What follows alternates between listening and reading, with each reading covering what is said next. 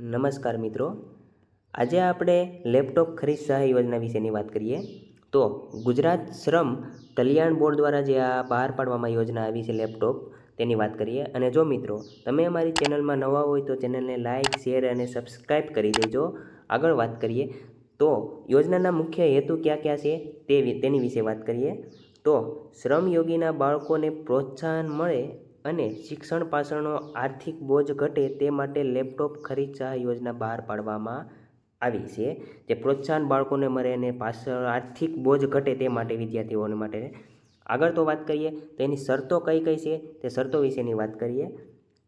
તો ધોરણ 12 બોર્ડની પરીક્ષામાં ઉત્તીર્ણ થયેલ અને ઓલ ઓવર 70 કે તેથી વધુ પર્સન્ટાઇલ મેળવનાર વિદ્યાર્થીઓને યોજનાનો લાભ મળે છે. જેમ કે 70થી વધુ પર્સન્ટાઇલ રેન્ક જે મેળવનાર વિદ્યાર્થી છે તેને જ આ યોજનાનો લાભ મળશે, તેને નીચેના વિદ્યાર્થીઓનો લાભ મળશે નહીં.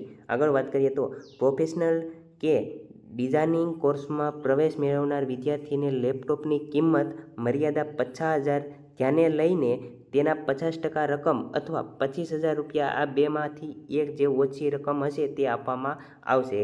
જો જે 50,000માંથી જે 50% હશે, ધારો કે 50,000 છે તો એની 50%, 25,000 આમાંથી બેમાંથી જે ઓછી હશે તે રકમ આપવામાં આવશે.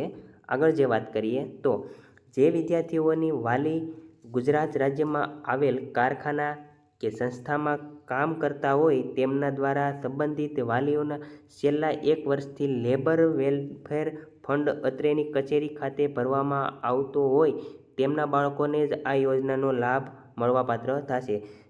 જેના વાલી છે 1 વર્ષથી લેબર વેલફેર ફંડમાં અત્રેની કચેરી ખાતે ભરવામાં આવતો હોય તેના બાળકોને આ યોજનાનો લાભ લઈ શકે છે. આગળ વાત કરીએ તો લેપટોપ વિદ્યાર્થીઓના નામે ખરીદવા કરેલું હોવું જોઈએ. જે વિદ્યાર્થી છે તેના નામે જ લેપટોપ ખરીદવું જોશે, બીજાના નામ ઉપર હાલશે નહીં. જે આગળ વાત કરીએ જે વિદ્યાર્થીઓએ વિદેશમાં પ્રવેશ મેળવેલ હશે તેઓ આ યોજનાનો લાભ મળવાપાત્ર નથી. જે વિદેશમાં શિક્ષણ જેણે લીધું વિદ્યાર્થીએ પ્રવેશ હશે તેને આ યોજનાનો લાભ મળશે નહીં. આગળ વાત કરીએ તો જે વર્ષમાં બોર્ડની પરીક્ષા હોય એ જ વર્ષમાં લેપટોપ ખરીદ કર્યા 6 માસમાં અરજી કરવાની રહેશે. જે વર્ષમાં તમે અરજી કરેલ હશે લેપટોપની તેની 6 માસ પછી જ અરજી કરવાની રહેશે લેપટોપની. અને જે અરજી ક્યાં કરવાની છે તે મિત્રો વાત કરીએ તો આગળ જોઈએ આપણે. તો તમે આ ગુજરાત સન્માન ગવર્મેન્ટ ગુજરાત સન્માન જે આની ઉપર તમે અરજી કરી શકો છો. જે આ વેબસાઇટ છે તેની ઉપર તમે અરજી કરી અને ઓનલાઈન ઓપન પર લેપટોપ ખરીદ સહાય યોજના પર તમે અરજી કરી શકો છો. જો મિત્રો તમે અમારો વિડીયો સારો લાગ્યો હોય તો ચેનલને લાઇક, શેર, સબસ્ક્રાઈબ કરજો. જય હિન્દ, જય ભારત.